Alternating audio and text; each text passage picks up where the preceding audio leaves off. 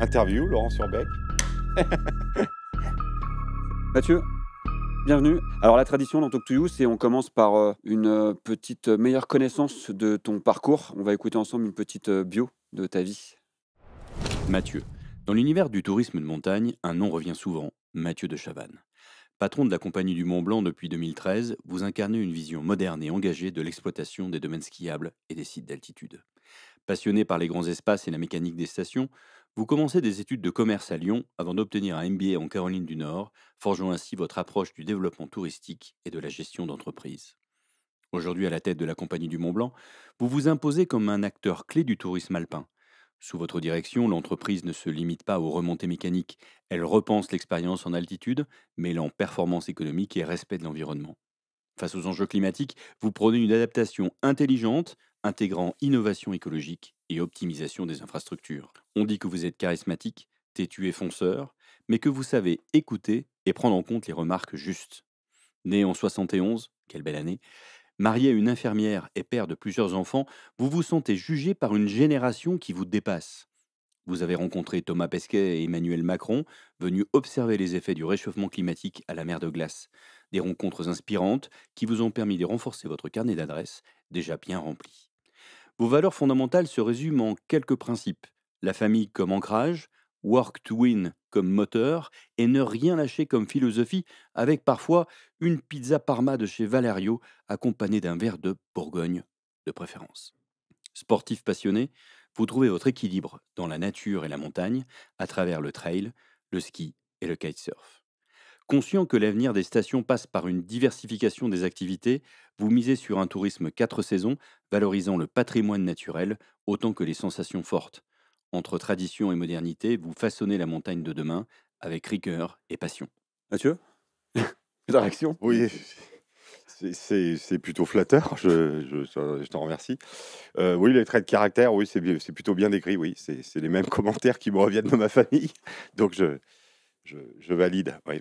On parle de la mer de glace évidemment, on parle des gens que tu as accueillis pour venir constater ces effets, on parle de ta notion de la génération future sur laquelle tu te sens jugé par, tu l'avais dit une fois dans une interview. Mmh. C'est important, ça encore, c'est un moteur aussi d'avoir cette notion, d'entretenir au mieux et de faire en sorte que ce décor naturel, on le rend, ou en tout cas on l'amène toujours plus beau, plus naturel, tout en l'exploitant. Oui, c'est un objectif, hein, bon, que je me suis fixé à titre personnel, mais en fait, quand tu es dans une vallée comme la vallée de Chamonix, on est très nombreux à avoir cette vision des choses. Donc il y a une forme de on est poussé par un mouvement collectif pour, essayer d'atteindre ces objectifs. C'est toujours la même chose, la vie, c'est un équilibre. Il faut trouver, le bon équilibre entre, l'activité économique, parce qu'elle est indispensable pour que les gens puissent vivre dans la vallée, tout en respectant cet environnement. Et quand on est ici, oui, on constate à quel point la mer de glace, voilà, c'est symbolique, mais c'est vrai, c'est un bon exemple. 10 mètres de perte par an, voire plus de certaines années, c'est colossal. Donc, on réalise, il suffit d'aller se promener, on voit à quel point la nature évolue. Et donc, ça nous oblige, voilà. Et c'est intéressant. Et c'est intéressant à ce niveau-là. Je vois mon job comme ça, une façon de donner accès à, on dit l'exceptionnel accessible. Alors, parfois, c'est un peu prétentieux, mais l'idée, c'est de juguler à la fois l'accès à des sites et puis faire interagir des gens de la vallée, justement, pour expliquer cet environnement dans lequel les gens se trouvent. Et la bonne nouvelle, c'est qu'il y a une vraie appétence. Comment faire en sorte de, justement, cumuler ce côté un peu pédagogique tout en permettant aux gens de contempler avec une architecture la plus respectueuse possible de l'environnement. Ça, c'est passionnant. On va écouter quelques réactions qui ont été enregistrées dans les rues de Chamonix il y a 48 heures. On parle aménagement et transition avec les travaux de la Compagnie du Mont Blanc. Vous en pensez quoi? Mountain Change Makers vous pose la question. Les travaux du montant vert de la mer de glace, vous en pensez quoi? C'est une solution qui est bien pour les touristes, parce que ça leur permet de pouvoir accéder à la mer de glace sans trop effort. Bon, après, avant, il y avait les escaliers, c'était vraiment bien. On pouvait faire un effort. C'est toujours bien d'améliorer la vallée et d'avoir possibilité d'avoir des gens qui viennent. Le premier argument qui est avancé, c'est effectivement de pouvoir rendre accessible quelque chose qui pourrait se ranger dans ce qu'on appelle le tourisme la dernière chance. Et effectivement, c'est chouette de pouvoir rendre accessible le glacier à des gens, que ça les touche, qu'ils puissent prendre conscience des enjeux, des évolutions. Et ça, si on l'explique, c'est encore mieux. Donc c'est pour ça qu'il y a eu aussi cet argument de les travaux au nouveau glaciarium qui sont en cours normalement. Et donc ça, c'est chouette. De ce point de vue-là, on va dire que c'est cool. Par contre, si on parle pédagogie, je trouve que marcher les 500 marches pour descendre à la mer de glace, c'était ultra pédagogique. Que devenir ce site? Un grand point d'interrogation quand même. On sait que la mer de glace recule de plus en plus. Moi, je la vois disparaître. Je suis guide de montagne, donc je la vois disparaître de plus en plus. Après, qu'est-ce qui va devenir? On n'en sait pas. L'avenir nous le dira, mais bon, si les travaux qui ont été faits là, quand même, il faudra les recommencer, parce que ça va être pendant quoi, une quinzaine d'années maximum. Et l'investissement qui a été fait, je trouve qu'il est un peu exagéré par rapport au temps que ça va durer, quoi. Et le site des Grands Montets? Ah, le site des Grands Montets. Moi, en tant que skieuse, je trouve que c'est bien de pouvoir aller skier sur le glacier, mais c'est très égoïste. Voilà.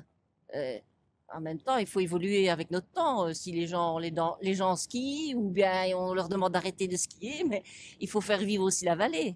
Je pense qu'il y a un avis dans la vallée qui est relativement, pas unanime, mais qui fait quand même pas mal le consensus, c'est-à-dire que c'est cool d'avoir un bassin qui soit accessible uniquement en ski de randonnée. Je suis pas hyper fan de l'explication qui en a été faite, ne serait-ce que d'un point de vue architectural. La compagnie du Mont Blanc est devenue société à mission. Est-ce que vous êtes au courant? Oui, je suis au courant. C'est une évolution de la structure, quoi. Est-ce que tu es au courant que la compagnie du Mont Blanc est devenue société à mission? Non, pas du tout. Je sais que la compagnie du Mont Blanc a une fondation. Et je sais que la compagnie du Mont Blanc est quand même pas mal proactive sur des initiatives de formation, d'éducation à l'environnement, d'essayer de réduire ses impacts, ses déchets, la mise en place de navettes, par exemple, pour ses salariés qui travaillent plus bas en vallée et qui montent ici tous les jours. Il y a quand même des choses sur lesquelles ils sont proactifs et il y a quand même des choses de fait. La compagnie du Mont Blanc, c'est un acteur vraiment principal à mettre au centre des discussions parce que il représente, pour pas dire l'intégralité de l'économie touristique et de l'économie du ski. Donc clairement, oui, ils ont leur mot à dire et c'est très bien que ce soit une société à mission parce que je pense que c'est leur rôle aussi d'arriver avec des solutions, des questions, des propositions dans ces débats-là. Il y a la société à mission qui a été évoquée, c'était un sujet sur lequel je voulais revenir avec toi. Si on peut revenir sur cette notion de société à mission qui a donc 1 an, à peu près maintenant, un petit peu plus. Pourquoi et qu'est-ce qui s'est mis en place depuis 1 an? Bon, en quelques mots, l'entreprise à mission, c'est on ancre dans les statuts de l'entreprise, qui est un peu la constitution de l'entreprise, hein, donc c'est figé. On ancre un certain nombre d'objectifs sociétaux, environnementaux. Comme ils sont ancrés sur le long terme, l'idée, c'est pas de les changer tous les ans, hein, comme on peut changer un objectif de qualité, on va dire. Là, c'est figé. Le management est jugé par rapport à ça, avec un rapport d'un indépendant qui va être rendu tous les 2 ans et qui est soumis à l'Assemblée générale pour voir si on fait bien ce que l'on dit. Donc ça engage. Ce qu'il faut retenir, c'est la forme la plus exigeante d'engagement pour une société par rapport à des objectifs qu'elle se fixe. Nous, on considère que c'est une forme de boussole. Ça nous permet de dire, il y a un cap, hein, on s'est engagé, maintenant, on respecte ses engagements et l'idée étant d'être le plus possible une entreprise du territoire. Donc forcément, hein, il y a aussi, quand on met des objectifs comme ça, ça peut se faire au détriment de la rentabilité. Hein. C'est accepté, hein, mais c'est de dire, cette vision-là, elle est à 10, 20 ans, il y a une raison d'être que l'on définit et il y a des objectifs qui vont derrière pour tenir cette raison d'être. Donc rendre accessible la montagne à chacun et ensemble préserver ce bien précieux confié par le territoire. Ça, c'est la raison d'être. Moi, je suis évidemment partial, mais la société à mission au sein de la compagnie Mont Blanc, la dynamique, elle marche bien. Elle marche très, très bien. Ça nous permet d'aligner les intérêts. On a franchi pas mal d'étapes. On avait besoin d'identifier des ambassadeurs au sein de l'entreprise pour faire le relais avec nous. On a fait un appel à candidature, on a eu 25 personnes, ce qui est bien. Hein. On en a choisi 15 parce que dans un premier temps, on voulait être focus. Ces personnes-là, on leur libère des heures. Donc là, on est sur 4 heures de temps par mois, mais on va probablement augmenter parce que le rendu, c'est qu'ils sont super motivés et qu'ils ont identifié plein de choses à faire, qu'ils ont besoin d'un peu plus de temps. Donc on va probablement augmenter le nombre d'heures.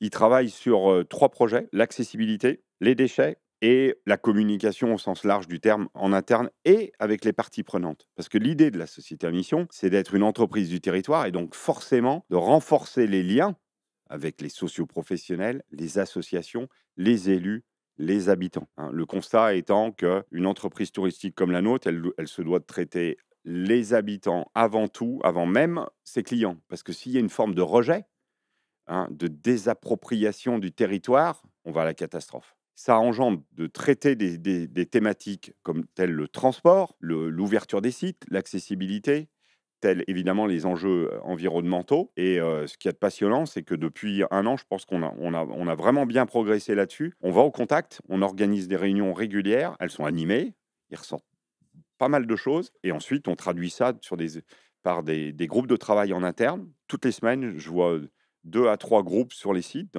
Donc, c'est aussi une démarche très engageante du management. Mais je sens bien que ça prend, ça marche. Et ça plaît parce qu'on sait où on va et pourquoi on y va. Ça donne du sens, quoi. Enfin, le mot peut être galvaudé aujourd'hui, mais là, c'est véritablement le bon vocabulaire, quoi. Chamonix reste quelque part, j'allais dire une exception, en tout cas quelque chose d'assez unique sur l'équilibre été-hiver. Est-ce que ça change? Est-ce que le ski reste le ski? Est-ce que l'été, comment ça évolue?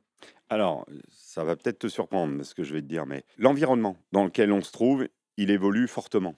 On pourra y revenir, réchauffement climatique. Mais j'ai envie de te dire que le comportement des clients évolue pratiquement plus vite. On a changé des appareils, notamment sur le versant sud, donc il y a une accessibilité qui est meilleure. Et on est en centre-ville. Une meilleure accessibilité liée à une évolution sociétale fait qu'on constate, et c'est vraiment pas présomptueux de ma part, mais le niveau de ski, globalement, il baisse. Il y a de plus en plus de gens qui ont envie de se mettre au ski. Du coup, ils rentrent dans une démarche d'apprentissage, mais d'apprentissage très accéléré de leur part. Et nous, on a dû renforcer le nombre de pisteurs sur le site de Brévent, de la Flégère. Pourquoi? Parce qu'il y a de plus en plus de gens qui viennent sur ces sites-là, qui sont de plus en plus accessibles et qui, en fait, n'ont pas le niveau et ne se sont pas donné les moyens d'apprendre le ski tel qu'on l'a connu, nous, à nos âges. Résultat des courses, ils se retrouvent au milieu d'une piste à dire j'arrête, je ne sais plus comment faire. Et donc, il faut venir les chercher, les évacuer. Voilà. Donc, il y a une remise en cause aussi de nos jobs en interne par rapport à ça. On ne voyait pas ça avant.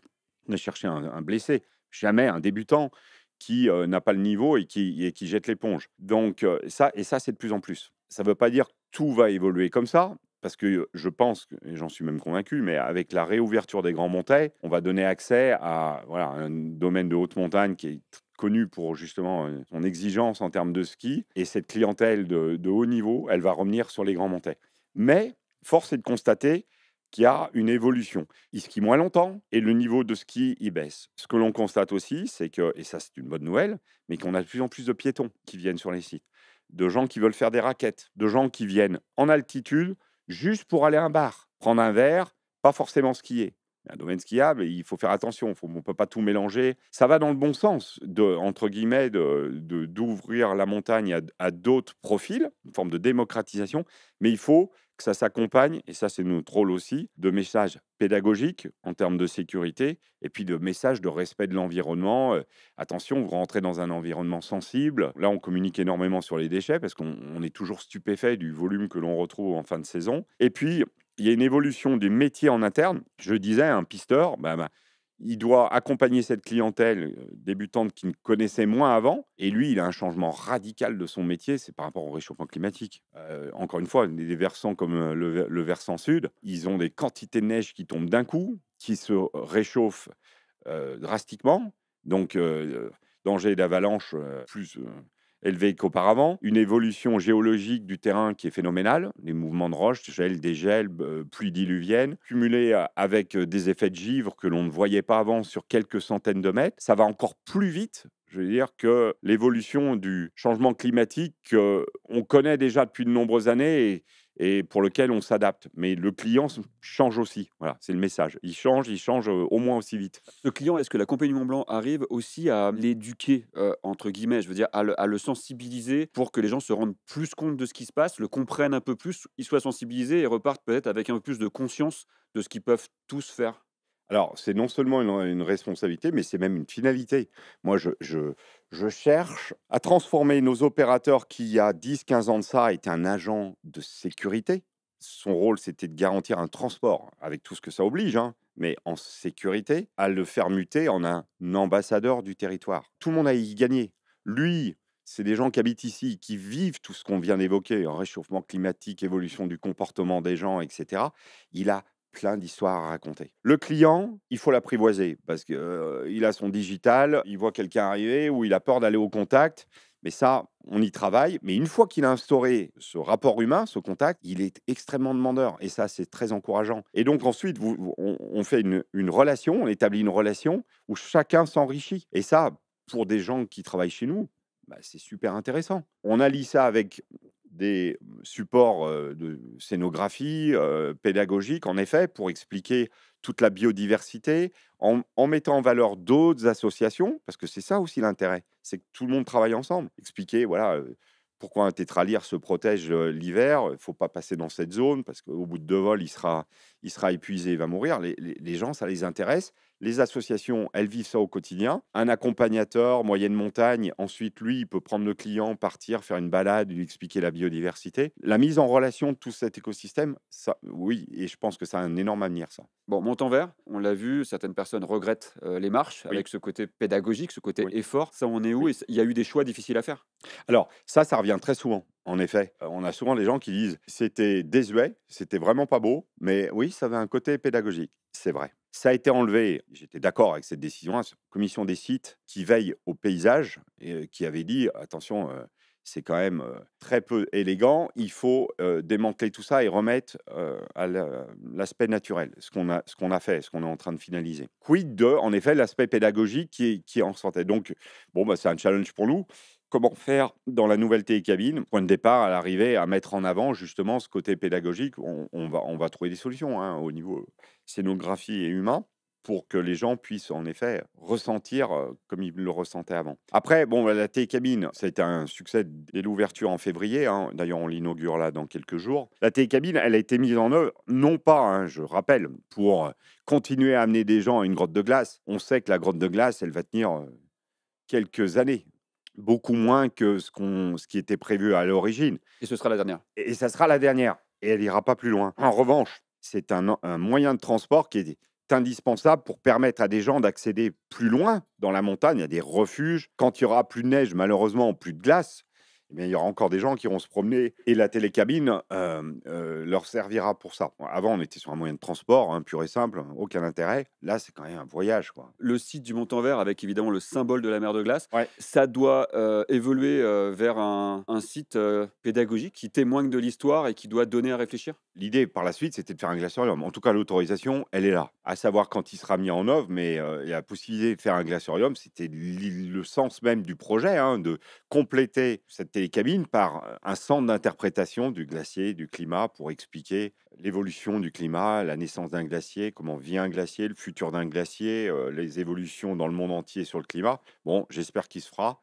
En tout cas, il a pris un peu de retard, ça c'est sûr. Les grands montais, la mecque du ski en haute altitude. Le choix de reconstruire, ça a été long, on le sait, depuis l'incendie. Un, on en est où? Et deux, l'objectif du projet, tu devais le résumer aujourd'hui, ce serait quoi? Donc, 11 septembre 2018, incendie. Bon, drame, catastrophe. Ensuite, bon, on se relève. On se relève et là, je me dis, qu'est-ce qu'on fait? Et là, on a une opportunité. Dans chaque crise, il y a une opportunité. Donc, on avait un site industriel qui datait des années 60. Il y a le réchauffement climatique. Il y a un endroit mythique et il y a des attentes de clients qui sont je souhaite avoir accès à la haute montagne plus longtemps sur l'année. Donc, on conclut refaisons une architecture moins industrielle, une architecture avec du sens qui accompagne le réchauffement climatique, d'où l'idée d'aller voir Renzo Piano qui a fait une architecture inspirée d'un bloc de pyrite quand même trouvé sur le site. Donc, en termes de sens, on va loin là dans la démarche. Faisons un site où on n'augmente pas le débit par rapport à, ou très légèrement, mais on reste dans l'autorisation qui est donnée pour être en harmonie avec les attentes du site, à savoir ce qui faisait la beauté des Grands Montets à l'époque, c'est tu es dans une benne, tu as 49 personnes, tu les laisses passer et après, en fait, c'est de l'héliski sans hélicoptère. Donc on voulait à tout prix garder cette âme de haute montagne là-haut, ce qui sera le cas. Par contre, on ne sera plus sur un transport, comme c'était avant, avec la tête comme ça cernée dans une cabine. On est sur un voyage. Là, les gens seront assis, une bulle transparente. On ira doucement pour en prendre plein les yeux. Donc ça, c'était le deuxième point. Troisième point, c'était de dire il faut une ouverture beaucoup plus large. Avant, le site était ouvert 5 mois par an. Là, on va l'ouvrir 10 mois par an. 10 mois par an. Donc les sociopros, c'était une des grandes attentes. Un guide, il peut faire pas mal de choses au sommet des grands parce qu'on est en face nord, à 3003. Voilà, malheureusement, on ne peut pas le faire ailleurs à cause du réchauffement. Et dernière chose, ça n'avait pas de sens que de faire ce projet-là s'il n'était pas conçu en harmonie avec du transport collectif pour faire venir des gens. Donc tout le bas a été revu avec le parking, l'accessibilité avec les bus et un accroissement du transport collectif qui ira avec pour encourager les gens à prendre soit le train, soit le bus pour venir sur ce site. Une architecture magique, une ouverture plus large, mais par contre, le lieu, il reste le même. La réponse qu'on avait à donner aux gens qui disaient ouais, mais avant on pouvait monter, ils pourront le faire. Monter en ski de rando au Grand Montet, on pourra le faire. Mais il y a quand même pas mal d'autres endroits dans la vallée où on peut faire aussi du ski de rando, voilà, sans avoir une télécabine dans la vue. Par contre, réouvrir ce site-là pour les grands skieurs, c'était une demande forte. Ok, on a 2 images. Je te demande juste, qu'est-ce que ça t'inspire? Ouais, tristesse de. J'ai envie de dire un peu de désarroi, mais ça, c'est la conséquence de nos comportements en tant que citoyens, quoi. Voilà. Comment faire? Et malheureusement, ça va faire que s'accroître parce que à l'époque où je voyais ces images-là et qu'on discutait justement de l'aménagement de la télécabine, le scénario rouge, je me rappellerai toujours, hein, que m'avait donné Christian Vincent, le glaciologue de Grenoble, on l'a emplafonné. Emplafonné. C'est-à-dire que je crois, de mémoire, il prévoyait dans le pire des cas 8 mètres de fonte. 8 mètres de fonte, on est à beaucoup plus que ça. Donc, inquiétude, parce que j'ai bien peur que malheureusement, les accords de Paris, on en soit encore un peu loin.